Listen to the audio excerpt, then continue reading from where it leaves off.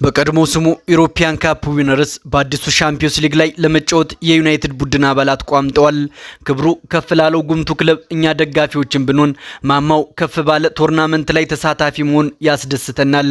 በአሁኑ ሰዓት 71ኛው የሻምፒዮንስ ሊግ ውድድር እየተካሄደ የሚገኝ ሲሆን ዩናይትድም በ1968 የፖርቹጋሉን ቤኔፊካ 4-1 በማሸነፍ በ1999 የጀርመኑ ባየር ሙኒክ 2-1 በማሸነፍና በ2008 ሰማያዊ ለባሾቹ ቼልሲዎችን በፍጹም ቅጣት ምት 6-5 በማሸነፍ ለ3 ጊዜ ባለ ትልቁ ጆሮውን ከፍ አድርገነዋል። ምንም እንኳ ዩናይትድ ለመጨረሻ ጊዜ በውድድሩ 16 ውስጥ መግባት የቻለው በ2019 ቢሆንም በ2023 በሜዳው በባየር ሙኒክ 1-2 ተሸንፎ ከምድቡ ማለፍ ተስኖት የታሪኩን መዝገብ አቁሟል።